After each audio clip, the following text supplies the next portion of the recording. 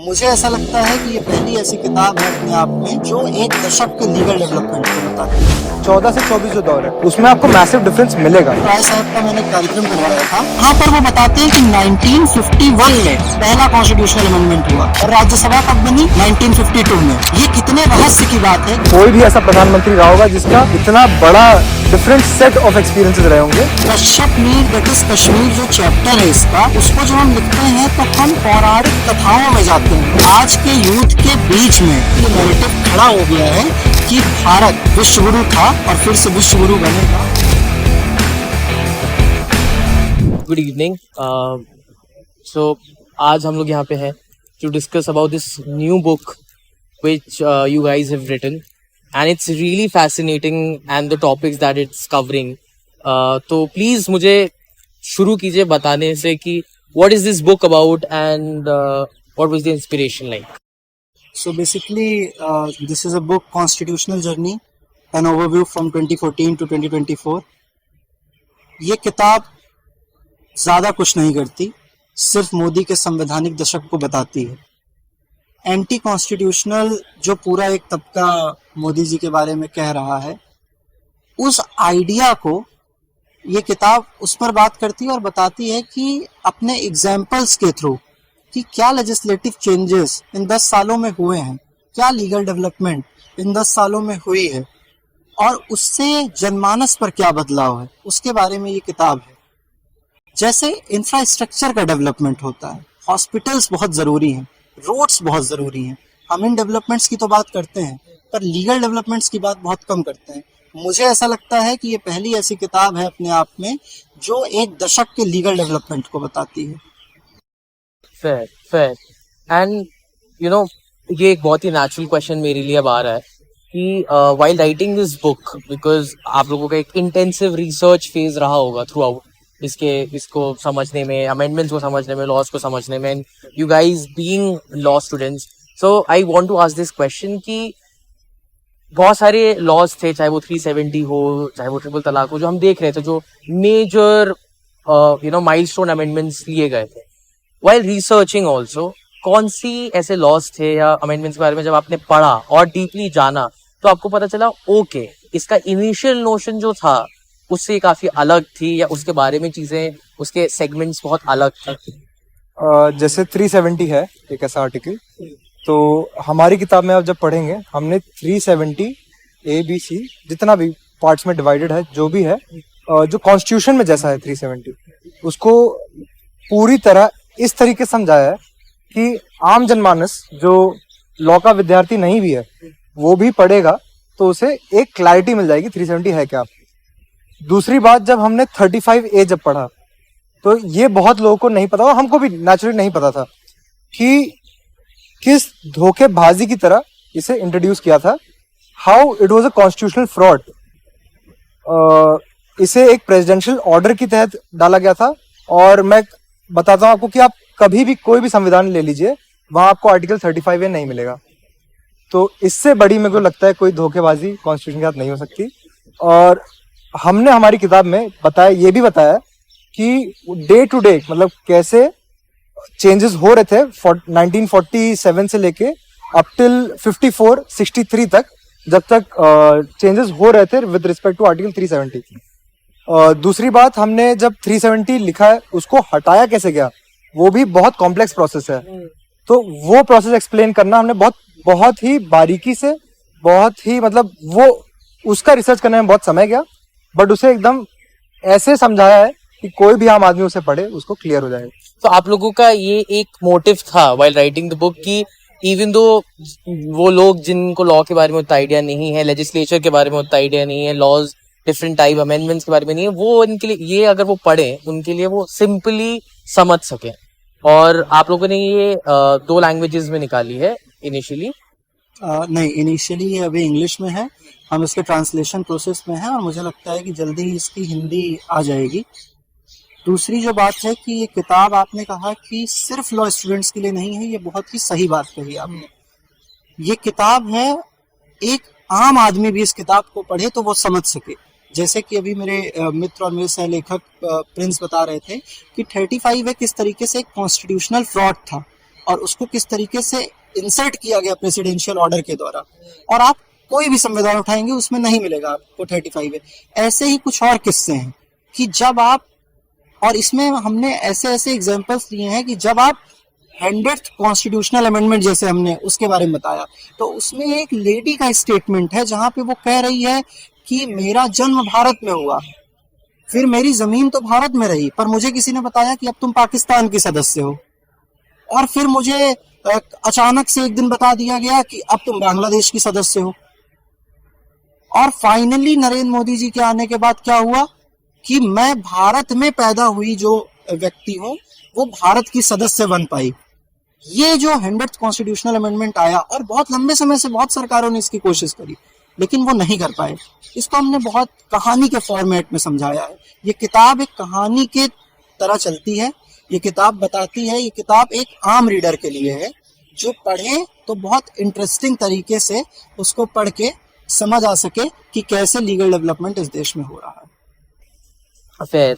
The question that I feel comes naturally to me कि what inspired you? You guys are law students, as we know. So daily normal एक life में what inspired you to take this particular topic? यही 10 साल क्यों, और क्यों अभी? Why did you think this book is right? अभी इसकी जरूरत है, या फिर क्यों, क्या इंस्पायर किया आपको ये बुक लिखने के लिए? तो जैसे कि 2014 के बाद से हम खुद इतने मैच्योर हो सके कि हम आसपास की सराउंडिंग्स का देख सकें, आसपास की सराउंडिंग्स में ट्रांसफॉर्मेशन देख सकें। और आप देखेंगे तो लोग कहते भी हैं, और हमने खुद भी देखा है कि पहले 10 दशक उठा लीजिए, 2004 से 14 जो यूपीए का दौर था उसमें, और 14 से 24 जो दौर है उसमें आपको मैसिव डिफरेंस मिलेगा। ठीक है, तो एक तो वो था कि इतने ट्रांसफॉर्मेशनल चेंजेस हो रहे हैं, हमें रोज बताया जाता है कि जैसे मेरे को-ऑथर ने कहा कि जैसे रोड का डेवलपमेंट हो रहा है, ये डेवलपमेंट हो, तो हमने सोचा कि लीगल डेवलपमेंट्स भी बहुत हुए होंगे, इस पे बुक्स भी होंगी। तो हमारा पहले ये था कि हम बुक्स ढूंढ रहे थे कि ऐसी कोई किताब मिले जिसे हम खुद भी पढ़ सकें, परंतु हमें कोई ऐसी किताब मिली नहीं। जब हमें नहीं मिली तो हमने सोचा कि राम बहादुर राय जी हैं जो बहुत अग्रज, बहुत बहुत बड़े सीनियर जर्नलिस्ट हैं, और उनकी पढ़ने की खूब आदत है, उनके पास सैकड़ों हजारों किताबें होंगी, और उन्होंने खुद ने कॉन्स्टिट्यूशन यानी संविधान पे 5 से 6 किताबें लिखी हैं। तो हमारा ये भरोसा था कि राय साहब के पास इस चीज का उत्तर होगा, परंतु जब हम राय साहब के पास गए तो तब हमें समझ आया कि सिर्फ हमारा नहीं, बहुत से ऐसे लोग हैं जिनको इसके बारे में पढ़ना है लेकिन ये चीज अवेलेबल नहीं है। तो जैसे कि हमने अपनी किताब में भी जो सबसे पहला कोट हम लिखते हैं टोनी मॉरिसन जी का, कि जब आपको when you do not find a book that you want to read basically and it hasn't been written yet, then you should write it. So based on that we wrote this book. इसमें एक और चीज है जो आपने सवाल पूछा कि what inspired us to write this book। इसमें एक और चीज है कि हम लोग साथ बैठे थे तो हम ऐसे डिस्कशन कर रहे थे because we are in same faculty. तो डिस्कशन करते हुए हमने सोचा कि ये जो रोज न्यूज आते हैं कि this government is very anti constitutional, this government is dictatorial in nature, Modi dictator है, तानाशाह है, तो हमने रिसर्च करना शुरू किया। मुझे याद है कि जब मैं स्टडी सर्कल का कन्वीनर था तो राय साहब का मैंने कार्यक्रम करवाया था, और मुझे ऐसा लगता है कि इतने बिजी आदमी उन्होंने हमें समय दिया। उनकी एक बुक है भारतीय संविधान अनकही कहानी, उस पर हमने डिस्कशन रखवाया, और उस किताब को पढ़ते हुए जो इसमें हमने रेफरेंस में भी डाला है कि जहां पर वो बताते हैं कि 1951 में पहला कॉन्स्टिट्यूशनल अमेंडमेंट हुआ और राज्यसभा कब बनी, 1952 में। ये कितने रहस्य की बात है कि आर्टिकल 368 कहता है कि कॉन्स्टिट्यूशनल अमेंडमेंट के लिए आपको पहले लोकसभा से फिर राज्यसभा से, या पहले राज्यसभा से फिर लोकसभा से, यानी दोनों हाउसेज में पास होना बहुत जरूरी है। सवाल यह है कि जब राज्यसभा का गठन ही नहीं हुआ था तो संवैधानिक संशोधन कैसे हो गया, और नेहरू सरकार ने संवैधानिक संशोधन कर दिया, इसको समझने की आवश्यकता है। और ये हमने इस किताब में लिखा है विथ रेफरेंस। ये किताब सवाल उठाती है कि क्या पहला संवैधानिक संशोधन संवैधानिक था, was the first constitutional amendment was constitutionally valid? Wow, तो काफी सारी चीजें जो सरफेस में हम लोगों को दिख रही थी, चाहे वो जितने भी लॉज चेंज हुए, इस बुक ने उनकी डेप्थ में जाके बात की है, उनके बारे में बहुत सारे नोशंस क्लियर किए हैं, और रेफरेंस और इंटेंसिव रिसर्च के साथ इसको उसको आगे रखने की कोशिश की है आप लोगों ने।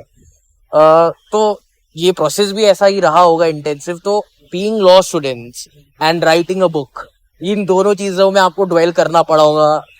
तो वो प्रोसेस कैसा था? How did you manage your studies and go back to writing a book? How was that? It is definitely a very difficult process because you need to understand that while writing the book, we have to, give exams. We have to appear for our practicals and whatsoever that happens in your normal day-to-day college activities. Secondly, आप हमारे college में देखेंगे तो 75% attendance का प्रावधान भी है कि आपको अटेंड करना ही करना है। तो हम दिन भर अपना उसमें बिजी होते हैं और रात भर लगभग किताब में। सो मोटिवेशन क्या था? लगता है कि एक बार मुझे बहुत अच्छे से याद है कि प्रिंस के फादर ने, हम सबके मेंटोर हैं और बड़े पापा, तो ऐसे लोग जो हम लोगों ने इस किताब में भी जिक्र किया कि उन्होंने किस तरीके से, तो उन्होंने हमसे पूछा कि तुम लोग रहते कहाँ हो? तो हमने कहा कि हम लोग मेरा घर और इनके घर के बीच में एक रोड है, उसी पर चक्कर लगाते रहते हैं। तो ये किताब उसी सड़क पर बनी है कि हमने वही है कि महादेव रोड लिखते गए और ये उसका फल है जिसमें राय साहब की अहम भूमिका रही और एक किताब निकल के आई। क्या बात है। एक मुझे लगता है कि हम लोगों को काफी सारी, एक जल्दी ही सही बट एक नॉलेज मिली है कि बुक क्या इंटेल करती है। इंस्पिरेशन क्या रहा है आपका इस बुक को लिखने के पीछे, क्यों ये जरूरी है और किन सारे मुद्दों पे ये बात कर रही है सामने से आगे बढ़ के। तो ये काफी अच्छे से इसमें हम लोग ये डिस्कशन में समझ पा रहे कि समराइज किया गया है, काफी सारी नोशंस को क्लियर किया गया है। और it comes very natural to me that you as youth writing this book, आप लोगों का पर्सनल टेक क्या है इस चीज पे कि अब यूथ लार्जेस्ट पॉपुलेशन है उनके हमारी कंट्री में, उनका रोल कैसे रहने वाला है आगे जाके लॉ मेकिंग में, लॉ लर्निंग में। So what is your take on that? मुझे ऐसा लगता है कि यूथ ही है जो भारत को पुनः विश्व गुरु बना सकता है। और वो होगा कैसे? वो कहीं वेस्ट से नहीं आएगा। वो आइडिया हमें वापस भारत के मूल में जाना पड़ेगा।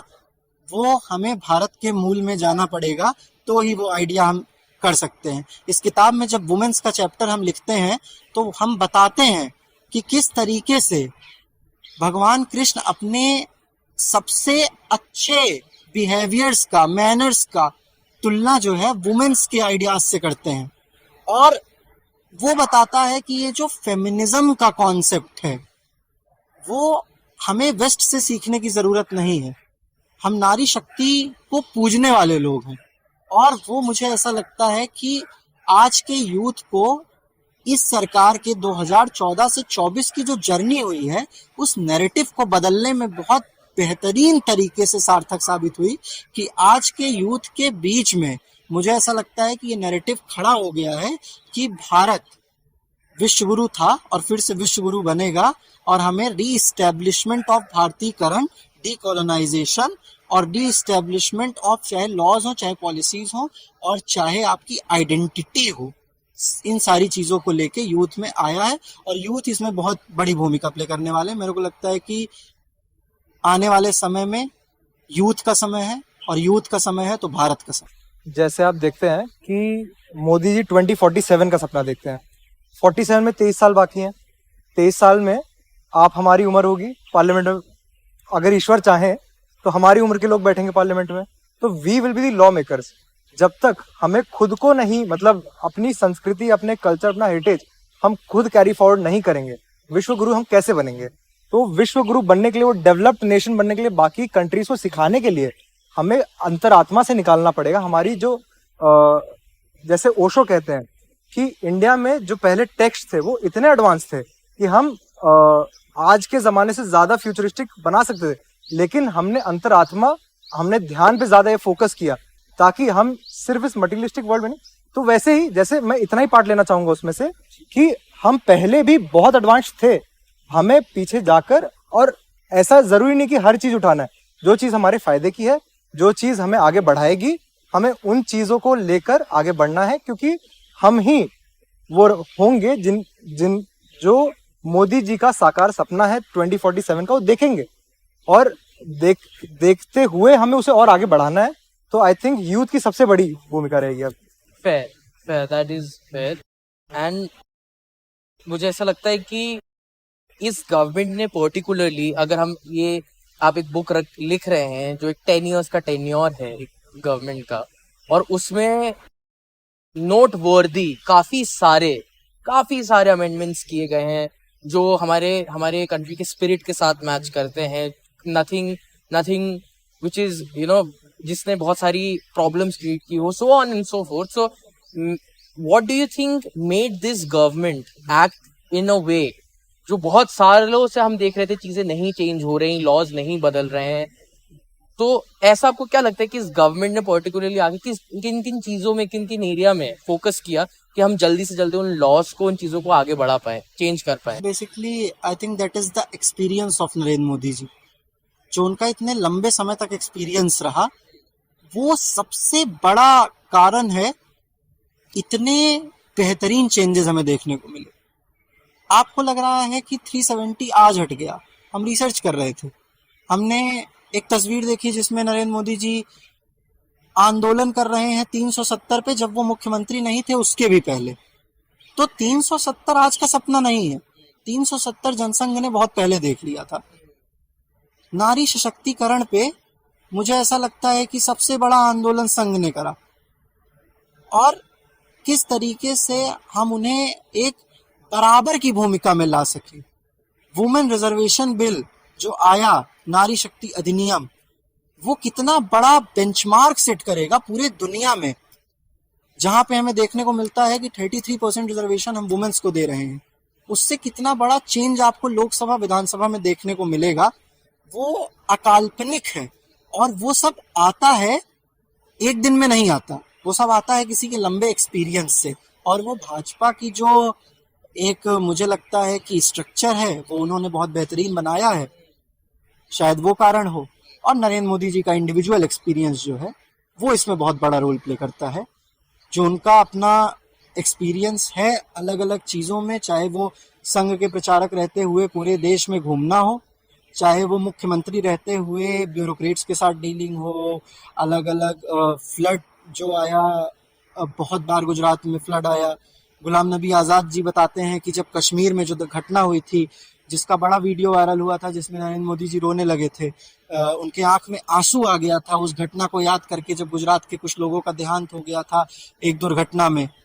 और गुलाम नबी जी आज़ाद बताते हैं कि किस तरीके से नरेंद्र मोदी जी का कंसर्न जो था, तो वो सब एक दिन में नहीं आता है, वो व्यक्ति का भाव है जो देश के लिए उन्होंने कल्पना की है। और मुझे लगता है कि इन कानूनों से उस कल्पना को सार्थकता मिल रही है। जैसे इनके पॉइंट पे एक्सपैंड करते हुए मैं डिफरेंस बताता हूँ कि एक्सपीरियंस में डिफरेंसेस कैसे आते हैं। जैसे कि आप अभी कार्यकर्ता हैं, आप एक कार्यकर्ता के रूप में जब पूरा देश का भ्रमण करेंगे तो आपका जो एक्सपीरियंस होगा ना कॉमन पीपल के बीच में, वो अलग होगा। जब आप कुछ बेसिक पोस्ट पे आते हैं, समझ रहे, कार्यकर्ता से 2-4 पोस्ट ऊपर जब आते हैं, आपको बेसिक पोस्ट मिल जाए, तो आप समझो पहले बस में ट्रैवल कर रहे थे, अब शायद बाइक पे ट्रैवल कर रहे हैं। तो बाइक पे जब आप घूम रहे हैं, आप हल्का सा जो एकदम कॉमन से हल्का ऊपर जो सर्कल होता है मिडिल क्लास का आपको मिल जाएगा, वो मिडिल क्लास की प्रॉब्लम्स आपको समझ आएगी। उसके बाद जब आप आते हैं उसके थोड़े ऊपर, ठीक है, उसमें जब आप भ्रमण करेंगे, गाड़ी में घूमेंगे, तो आपको हायर मिडिल क्लास का आ जाएगा। और जब आप चीफ मिनिस्टर बनेंगे तो आपको एलीट का प्रॉब्लम। तो बेसिकली जो डिफरेंट क्लासेस ऑफ सोसाइटी है ना, उन सारी प्रॉब्लम्स को समझते हैं मोदी जी। इसीलिए जब भी वो कोई जब भी कोई अमेंडमेंट लाते हैं, कोई लेजिस्लेशन लाते हैं, तो सबको ध्यान में रखते हुए लाते हैं। और आप जो भी कॉन्स्टिट्यूशनल अमेंडमेंट्स या फिर लेजिस्लेशंस देखेंगे, आप देखेंगे कि ज्यादातर जो आम आदमी है, जो कॉमन पीपल है, जो सबसे बड़ा वर्ग है इस देश का, उसके स्टैंडर्ड ऑफ लाइफ को कैसे इंप्रूव किया जाए, उसके how can they be given more security, posterity and prosperity basically. तो इस पे इनका बहुत बहुत तगड़ा काम हो रहा है। मुझे डाउट है कि कोई भी ऐसा प्रधानमंत्री रहा होगा जिसका इतना बड़ा डिफरेंट सेट ऑफ एक्सपीरियंसेस रहे होंगे। तो आई think that is what differentiates prime minister Narendra Modi from all the other prime ministers. that's really nice to sum it up and to see इस पूरे टॉपिक के बारे में। एंड आई फील ये book लिखने के पीछे आप लोगों का जो मोटिवेशन रहा, जो वो एक्सपीरियंस रहा, how do you see this book, you know, working on the minds of our nation? What is the aim that you have in mind? Yeah, we want this book, and the only purpose that this book should come up with और लोगों को वो knowledge है, वो ज्ञान दे पाए, वो आपको क्या लगता है इस बुक का रोल कैसा रहना चाहिए उस एरिया में? तो बेसिकली इसमें ऐसा है कि इसका नाम है an overview from 2014 to 2024, but ये किताब सिर्फ 14 से 24 की बात करती है लेजिस्लेशंस के मुकाबले। पर हमने जो इसमें कंपैरेटिव स्टडी करी है उसकी हिस्ट्री में भी जाकर, और हम हिस्ट्री में इतने हिस्ट्री में गए हैं कि from day one of constituent assembly की जो डिबेट है उसमें क्या डिस्कशन हुआ वो तक हमने इसमें, अगर हमें लगता है कि इस किताब में वो ज़रूरी है, आना चाहिए, तो हम वो लेकर आए हैं। कश्यप मीर दैट इज कश्मीर जो चैप्टर है इसका, उसको जब हम लिखते हैं तो हम पौराणिक कथाओं में जाते हैं जहाँ पे उसको कृष्ण की नगरी कहा गया और फिर कृष्ण ने उसको किस तरीके से नष्ट कर दिया कश्मीर को। वो सब एक कहानी है, बड़ी इंटरेस्टिंग स्टोरीज है, वो आपको किस किताब में देखने को मिलेगी। वो देखने को मिलेगा कि कश्मीर वो तो कश्यप मीर था, और कश्यप मीर कैसे बना कि 3 अलग अलग ट्राइब्स थे, लेक ट्राइब, हंटर ट्राइब और ऐसे ही नागा ट्राइब। इनके 3 ट्राइब्स के बीच में एक लड़ाई थी। वो द्वंद्व किस चीज का था उसको पढ़िए आप इस किताब में। और उस द्वंद्व को लेकर जब वो ऋषि कश्यप के पास गए तो उन्होंने कहा कि ठीक है मैं सोल्यूशन प्रोवाइड करता हूँ। वो गए और उन्होंने सोल्यूशन प्रोवाइड किया। वो इतना अच्छा लगा कि वो धीरे धीरे अ सिटी ऑफ ऋषिज हो गया और कश्यप मीर के नाम से जाना जाने लगा। बाद में वही कश्यप मीर कश्मीर बन गया। तो ये सारी कुछ चीजें हैं। ये किताब 14 से 24 लिखती तो है खुद को, पर ये बताती है इतिहास को जो हम कहीं भूल गए हैं, और ये बताती है भविष्य को। क्योंकि जब हम सुप्रीम कोर्ट का जजमेंट लिखते हैं या जब हम India that is Bharat India to Bharat की जो जर्नी लिखते हैं, उसमें जब हम क्रिमिनल लॉस के बारे में लिखते हैं तो बताते हैं कि इसका फ्यूचर इम्पैक्ट क्या होगा, इसका भविष्य क्या होगा, और किस तरीके से जैसे कि मेरे दोस्त ने भी कहा कि 2047 की जो एक हमने सोचा है विकसित भारत का सपना देखा है मोदी जी ने, वो किस तरीके से पूरा होगा, वो सब कुछ इस किताब में है। इसलिए मुझे लगता है कि किताब पढ़नी चाहिए, हर यूथ को पढ़नी चाहिए। और सबसे ज्यादा बड़ी जो ये किताब प्रूफ करेगी वो यही करेगी कि नरेंद्र मोदी जी से बड़ा कोई ऐसा व्यक्ति नहीं है जो बाबा साहेब भीमराव अंबेडकर के मौलिक संविधान को सजो के, बचा के और उस पर काम करना चाहता हो, ऐसा कोई नहीं है। सबसे संवैधानिक प्रधानमंत्री अगर इस देश को कोई मिला है तो श्री नरेंद्र मोदी जी। इसी पे मैं ऐड करना चाहूंगा कि जैसे हम सोर्सेज लेते हैं, कोई भी लेट्स से लेजिस्लेशन डिस्कस कर रहे हैं, ताकि हम बायस्ड ना हो इसलिए हम ऑफिशियल गैजेट से उठाते हैं।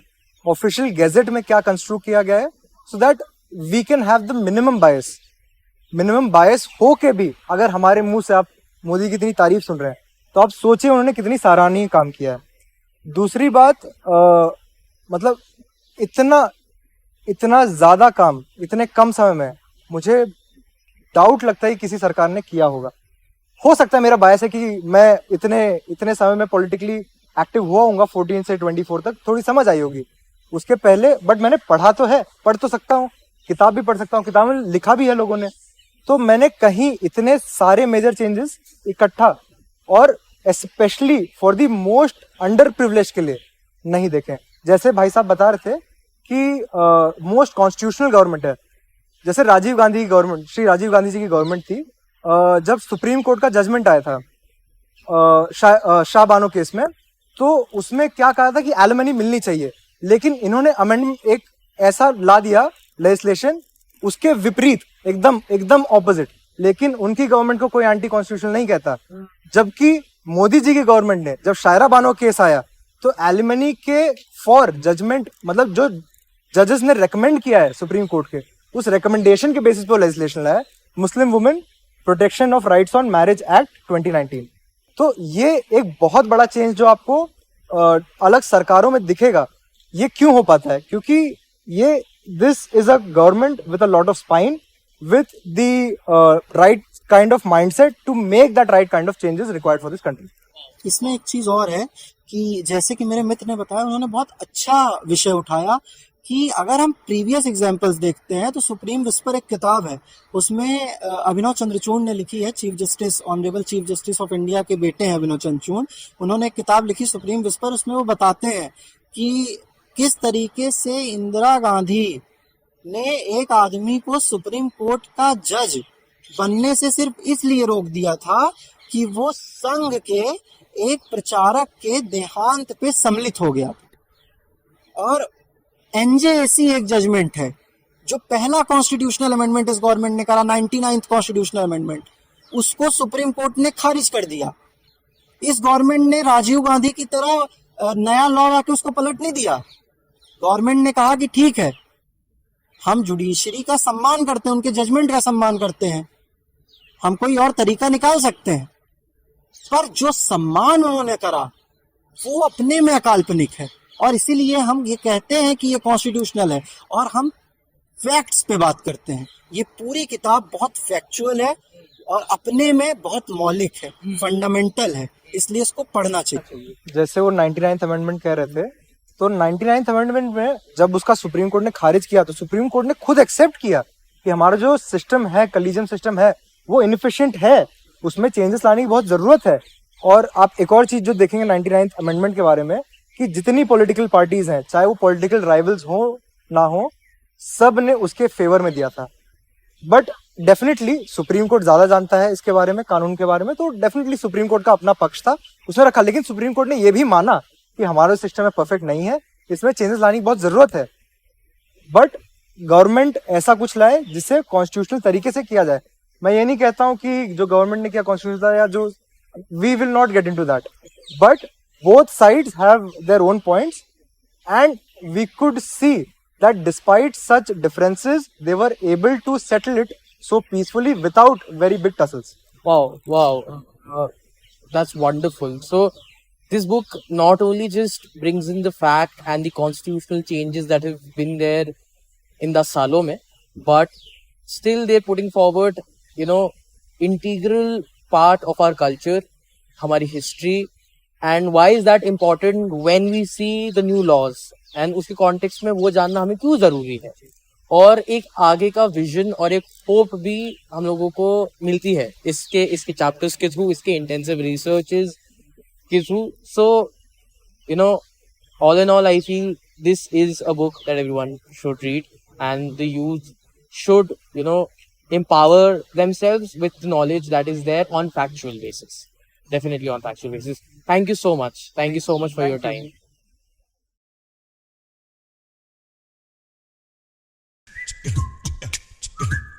मेरी बारी सुनो जरा, चलो करें कुछ मजा, थोड़ी शरारत कुछ शैतानी, काम नहीं कर का